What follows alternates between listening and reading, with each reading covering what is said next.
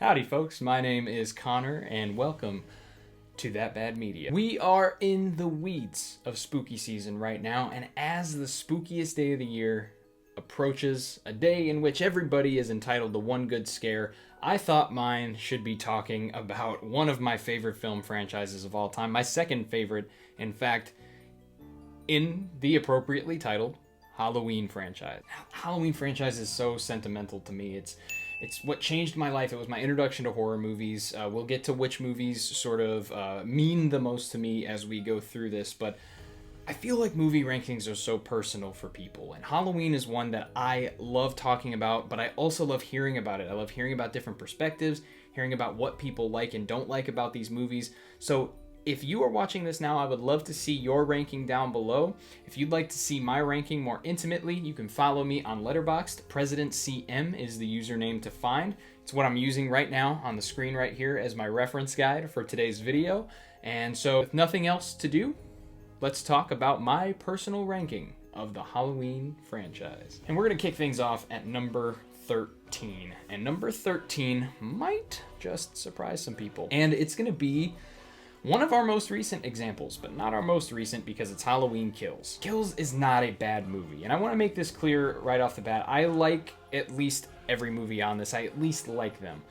So it's not like I'm, diving in and I'm hating on a movie. And there's a lot of really cool things about Halloween Kills. The kills obviously being a huge one. Who doesn't like the scene where Michael comes out of that burning house? I understand it. I get it. Trust me. And look, the look of the character is cool as well. I think they did a good job of sort of evolving that mask. I think it would get better in the next entry, but I still think they did a great job with that. And there's things about the movie that I do like, but there's also things that I really don't like. The Loomisification of Laurie and several other characters in these three movies are amongst my biggest complaints, but that's not it. There's some humor that doesn't work. I really do not like the casting of Anthony Michael Hall as Tommy Doyle. Just not a fan of it. I think that guy is a villain. That's what he needs to play. That's what he was born to play. But there's so many other issues with it. I'm not going to beat the evil dies tonight thing. I actually sort of appreciated the mob mentality of the movie. But what I didn't appreciate was the very quick way that the movie ends. It ends very abruptly and suddenly. For a second entry in the franchise, I expected a little bit more dread and a little bit more of something to hang on for the next film. I didn't really feel that for this. And if the next film paid it off with a little bit more of that sense of sadness, then I would understand that. But the next film deciding to pick it up later doesn't help the rewatchability of Halloween Kills for me, unfortunately. So it's the movie I'm going to rewatch the least, and it's the movie that I would appreciate the least when I rewatch it. So it's going to be number 13 on my list. Number 12 on my list was a difficult one. I went back and forth a lot, but I think I'm going to go with Halloween Resurrection. Resurrection is not nearly as bad as people say it is. We covered Halloween Resurrection on this channel, on the Not That Bad a Movie podcast program. If you'd like to see that episode, definitely check it out. I'll try to link them all down below, but my brain, it doesn't always work very well, so don't expect that 100%. Nevertheless, Halloween Resurrection is a movie that I think does get entirely too much hate. But in the context of the entire franchise, it's not something that jumps out at me as something that I want to watch all the time. It is a good departure. It's a fun thing to jump into here and there and really just sort of sink your teeth into a different take on the franchise. And I do think it actually pairs pretty well with Halloween H20, which will appear at a different point in this list, and also has grown in my appreciation of it over time. But there's still things, obviously, about Resurrection that don't make it ideal. The decision to make it a more comedic movie and to do more over-the-top things, I think, does work in some scenes, and it doesn't work in others. I do think Busta Rhymes is a highlight of the movie. There's not a whole ton of bad things that I really have to say about it, but the things that I do have to say are not, the good things, rather, are not as enthusiastic as they are with some of the other movies in this franchise.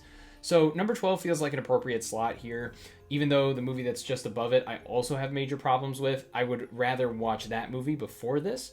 And so I think 12 is a good spot. And speaking of that other movie, number 11 is going to be Halloween: The Curse of Michael Myers. I'm trying to put effort into not calling this movie Halloween 6. And there's a big reason for that. I think it works better as its own sort of standalone movie than it does as a follow-up to Halloween 4 and 5. Those two movies will appear at a different point in this list, but what I think that watching this movie again this year really helped it move up my list. It was actually in last place before. The atmosphere of this movie really helps it. When you go into a movie and you disregard what I think is one of the most important characters of the Halloween franchise in Jamie Lloyd, you're bringing back Tommy Doyle, and it's Paul Rudd, and he's pretty new to this. he's not what he would become. He's not bad in this, but he's a little strange, and he plays it a little weird, and I know that was the intention, but there are some issues that I have with that. The Strode family and everything, that dynamic is not perfect, and there are problems with this movie. This movie is a mess. But it can be a fun mess at times. And when you can really ignore the unforgivable atrocities that take place in this movie in regards to the character of Jamie Lloyd, you can really enjoy this really atmospheric 90s great looking Halloween movie. I prefer the theatrical cut. I know there are good things in the producer's cut, but to me the story is just so unforgivable that I can't enjoy the movie. At least this tries to bury some of that story and tries to just keep it contained to the characters that we're staying with throughout this movie. Even though we get less Loomis, even though we get less of the stuff that makes Halloween fun, I do think there is a lot in this to really feel. And I don't know, it's a tough one for me. It's not one that I rewatch as enthusiastically as some of the others, but that 90s atmosphere, the addition of Kim Darby as the mom, I really think they work well. So 11 I think is an appropriate spot for Halloween, The Curse of Michael Myers. Next up on the list, number 10 will be Halloween H20 or H2O, 20 years later.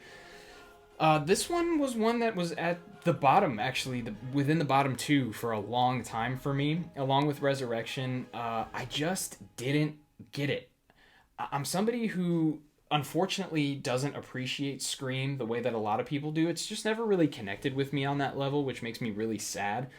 So not only taking the Halloweenness out of Halloween and making it more like Scream, that definitely hurt for a long time. But it also just didn't have that same feeling and atmosphere that the other movies did. And so when I watched this, it was really hard to watch it and appreciate it as a Halloween movie. I think now, though, one thing that this franchise has taught me is that just because a take is different than what you're used to doesn't mean it's worse. I think that could be sort of utilized in a lot of franchises. Sometimes that works for me and sometimes it doesn't. I think in Halloween it really does, because there are problems with the takes on this character that I enjoy.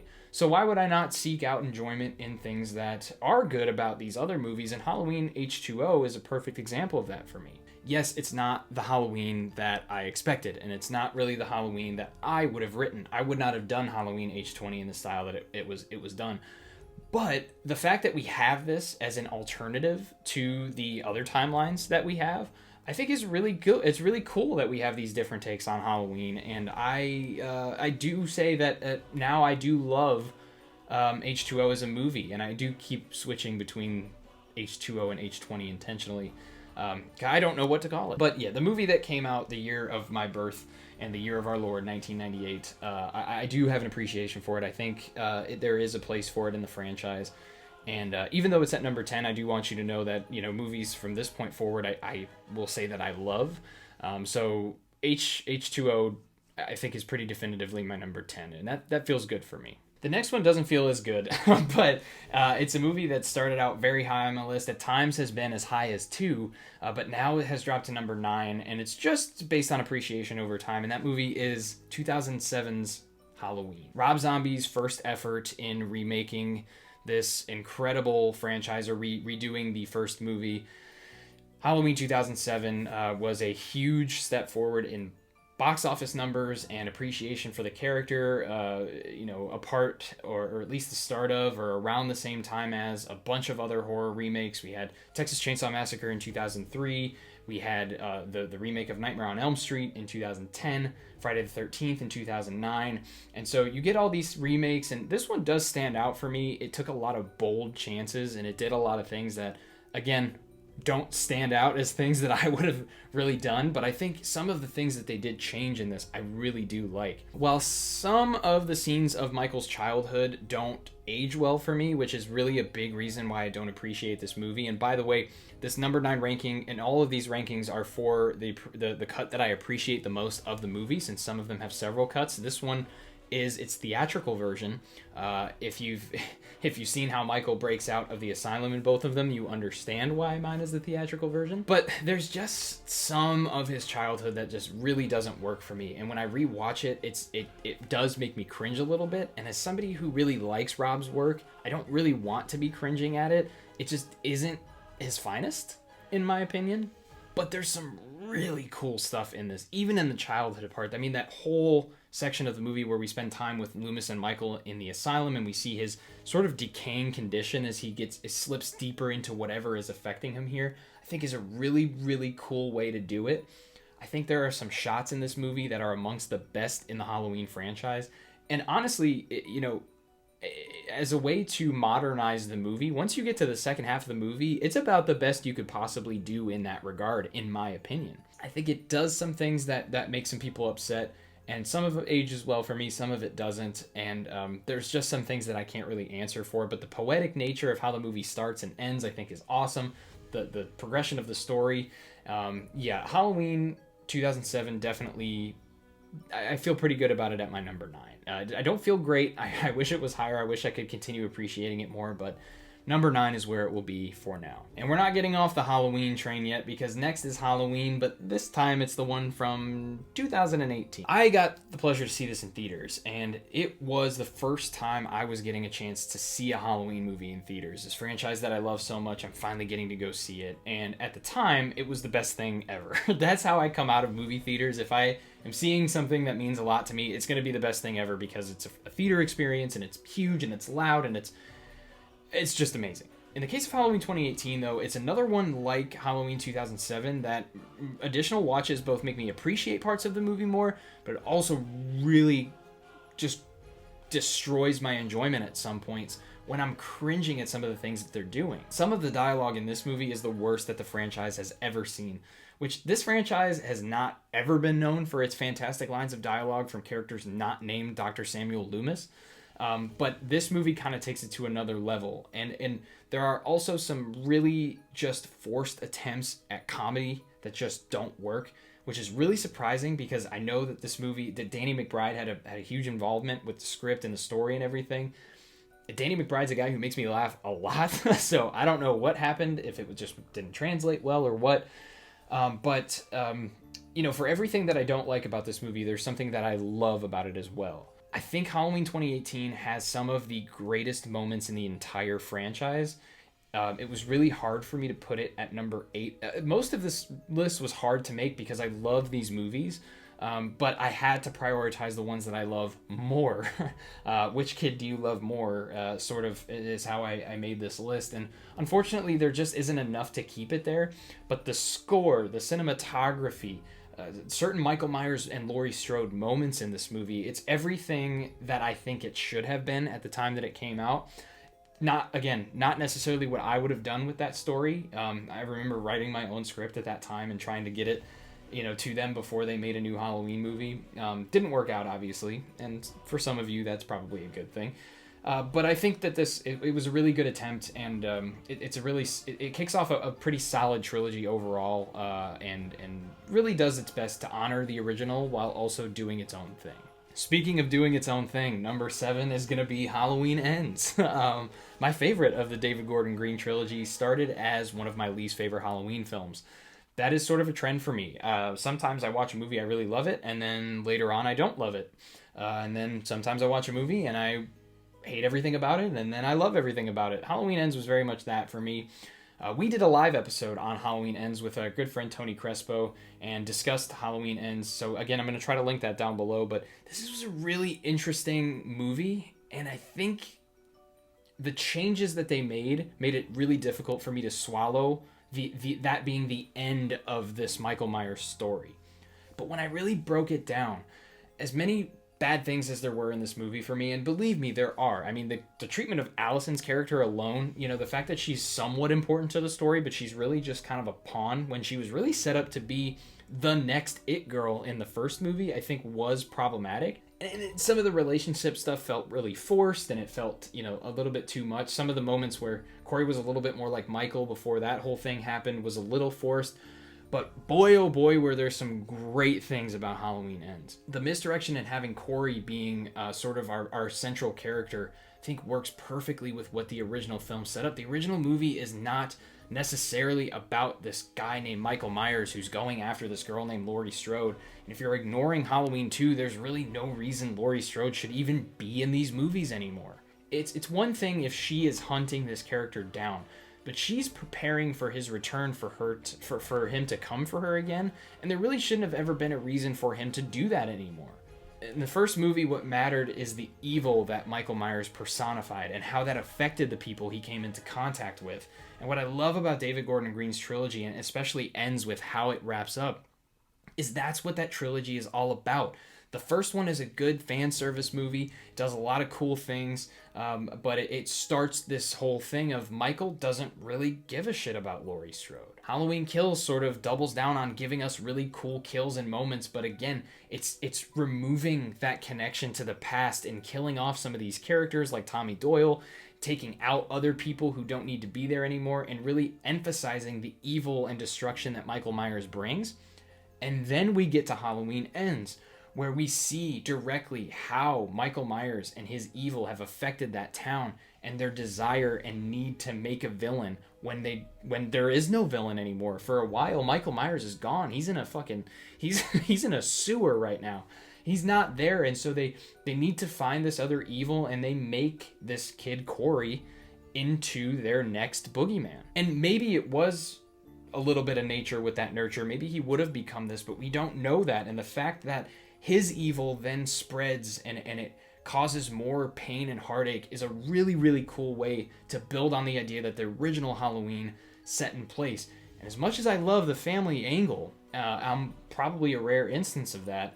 I think if you're not going to do that, this is exactly what you should do. Michael Myers isn't as important as the evil that he represents, and Halloween Ends does that better than any other movie since the original. So definitely good at number 7. It probably will move up in the future, but from this point on, we are talking about movies that I absolutely love. So it'll be difficult, but Halloween Ends is a really solid movie, and that's my number 7. Moving on to my number 6, we have a movie that doesn't feature Michael Myers at all, really, except for brief moments on a television talking about the movie he's in. And that's Halloween 3: Season of the Witch. This movie is awesome.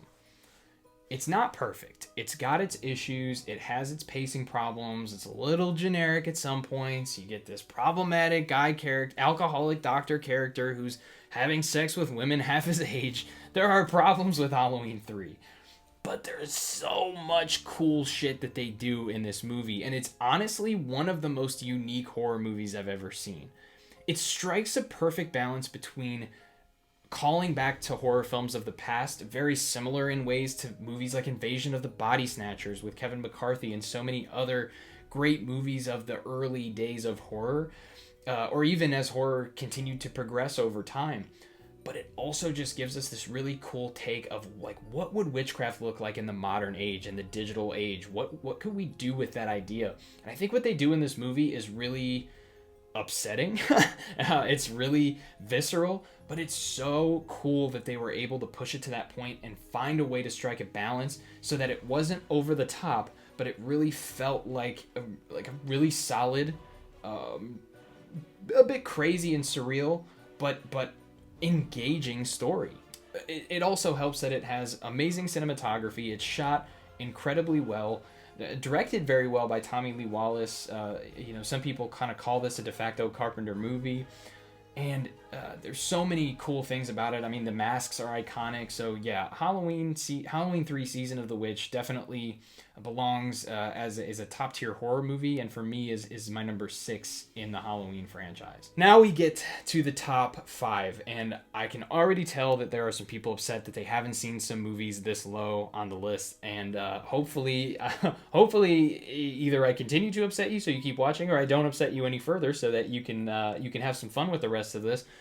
But my number 5, I wanted to put this movie higher, but I really couldn't justify doing it, and that's Halloween 5, The Revenge of Michael Myers. Halloween 5 is the movie that introduced me to horror, introduced me to the Halloween franchise, and truly changed my life. I mean, without horror movies, there's so many people both that have been on this channel before as collaborators that I wouldn't have met. This channel that I'm on right now would not exist without horror movies, and Halloween 5 started me off on that. It was so engaging as a child, as a 9-year-old kid, 8 or 9-year-old kid, to watch this movie where another 8 or 9-year-old kid is the hero, kind of. She's our damsel in some ways, but she's also, you know, she's the character that we're following. She's the one we're supposed to feel empathy for. And it's so engaging when they do a story like that. And I know that that was started in Halloween 4, and a lot of what I'm saying now will be echoed. But what I think I like about Halloween 5 now, especially with the context, is just how berserk and different it is, while also feeling like a good follow-up to Halloween 4. A lot of people have complaints about the mask. I don't hate the Halloween 5 mask. I don't hate some of the changes they made. Some of them are a little eccentric. I can't necessarily defend them, like, you know, changing the Halloween, the Michael Myers house to this big Victorian house and sort of having it be gothic in that way. Like, I can't defend all of that per se. But what I can do is say that I liked those decisions. I enjoy watching those decisions. I think the introduction of the thorn idea was really cool, and it was ambiguous enough in this that a creative writer could have gone somewhere with it. But unfortunately, you know, we didn't see it go to a place that really made sense in my mind. It's why Halloween 6 is so much lower than Halloween 5 for me. But this movie is still so fun for me. I enjoy a lot of the changes and directions that they went, a lot of the misdirections, a lot of the crazy eccentric details that Domenico Finney-Gerard brought to the film. I do love Halloween 5. I just can't justify putting it any higher than number 5 on my list. So that's where it will stay for now.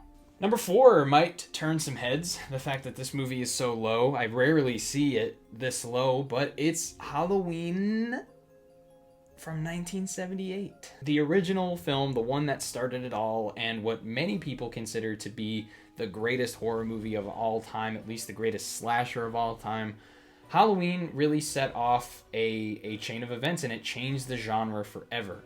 It deserves respect in that it pioneered the genre, and it used its inspiration sparingly enough that it wasn't a parody or ripoff of what came before it. Movies like Black Christmas, which I think might be a little better than Halloween, if I'm being honest. But, you know, also Psycho, there's plenty of other movies that we know inspired Halloween. And don't get me wrong, Halloween deserves that respect. It needs that respect. And it deserves to be held at high regard. I just feel like if I'm experiencing these movies, and maybe it's because I started with a sequel in the franchise, I just kind of prefer the building upon that story. And so when I watch the original Halloween, I watch it so that I have something good to pair with Halloween 2. And it's not that I don't enjoy Halloween. I love the movie. I think it's fantastic. I just feel like if I'm getting the experience of the franchise as a whole, very rarely do I put the first movie at the top. I enjoy how that story progresses and builds off of that original movie. And Halloween is no different. So despite the fact that Halloween was once listed as one of my favorite films of all time, now I'm able to kind of admit that I enjoy the building on that story and the sequels. So number 4, I think, is a good spot on my list. And number 3, speaking of Halloween 2, the original Halloween 2, this is where it's going to be. Some of you are shitting your pants right now at what could be ahead of this movie. You know the 2 movies that have been left off if you're following along, so stick around to see where that goes. But Halloween 2, I think, is really, really cool. My co-host of Not That Bad, Gabe, will probably blow a gasket seeing this movie higher than the first one, and I get it. Like, the first one, again, it started a revolution. It's one of the greatest horror movies of all time in people's minds, so I understand why looking at a sequel that the original writer-director wrote drunk and thinking, how could you possibly like that more than the first one? There's just something about this movie that I love, though. I mean, the score, I think they did a perfect job at evolving that with that synthetic nature to it. It just sounds perfect. The style of this movie fits with the first one, but does enough of its own thing. It increases the blood, increases the violence, but it also it continues to push that character forward. Now he's not just moving with a purpose and trying to just spread the evil, right, that he was in the first movie.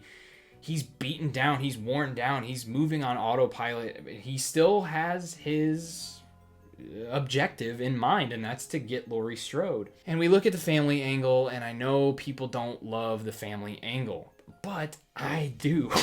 I like the family angle. I don't think it works in how they execute it in this movie. I actually think Halloween 2 executes the family angle worse than any other movie in the Halloween franchise. Maybe Halloween 6 could be in contention for that. But what I like about it is that, first of all, the look of Michael Myers I think is great. I just prefer watching this movie. It's a little slower, and I get that, and there's just something about Halloween 2 that puts it just above the original for me. It's not by much. It's not a huge margin, but it's just enough to make me go a little higher. So that's my number 3 in my ranking. At number 2, we have a movie that is so special to me, a movie that means the world to me, one of my favorites to rewatch of any franchise in any genre, and that's Halloween 4: The Return of Michael Myers. This was the second horror movie I ever watched, 1 year, pretty much to the day, I believe to the day, from when I watched Halloween 5.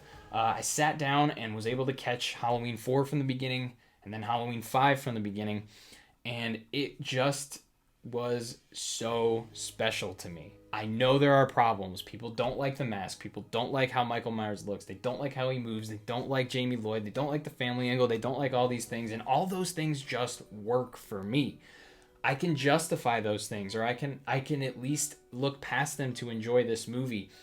And to me, this is how you continue that family angle. They did it perfectly, and they did it in a different way, in making the character that you're supposed to relate with and feel for a child, a vulnerable child who's lost their parents and is trying to navigate this world of bullies and living with this foster family. It's crazy. Making that decision really makes this movie a fun rewatch for me, because yes, at times this movie sort of feels TV movie-ish, but it also gives us some of the coolest Michael Myers moments and some of the coolest Halloween moments, and to me is one of the definitive Halloween experiences. And it's the movie I have rewatched the most of the entire franchise up until this point. It had a good lead on some of these, but Halloween 4 is just a special movie to me. And if you disagree, that's just on you. It's just a movie that I can't help but love. And it's why it's at my number 2 slot. And if you're following along with where we are, you already know what's going to be at my number 1 spot, and that is Halloween 2 from 2009. I know the arguments. I know what everybody's going to say. I have heard it all, and I just don't care. This movie is fantastic. It is not only my favorite Halloween film, it is my favorite horror film. The look of this movie, the feel of this movie, the dread and tragedy that surrounds this story enhances the first film by so much. It does so much to build on the lore of the Michael Myers that they introduced in Halloween 2007. This is not the same Michael Myers that we saw in 1978. This is not the same Michael Myers we've seen in 2, 4, 5, 6. This is not the same guy. This is a different version of the character, a different story that they're telling. And in that context and with that story, I get that doesn't work for people, but it absolutely works for me. We have absolutely one of the most gut-wrenching scenes for me in a goodbye to a character that, to me, is one of my favorites in these movies, in Annie Brackett. It's also sort of a symbolic goodbye for Danielle Harris and her portrayal of Jamie Lloyd. It's sort of saying goodbye to both of those characters, and it chokes me up every time that damn scene happens. Brad Dourif is amazing. Scout Taylor Compton is amazing. The rest of the cast adds their own unique piece to this puzzle that just fits together perfectly for me. It's nearly a perfect movie, in my mind, for what I look for in a horror movie. Yes, there are some Rob Zombie-isms that stick out very strong. Even as somebody who looks at Rob Zombie as one of my favorite directors, he's definitely in that top 10 for me. I can even say that there are some things that go a little too far in this movie for me, and there are some things that take it a little too far as the changes and things that they're doing.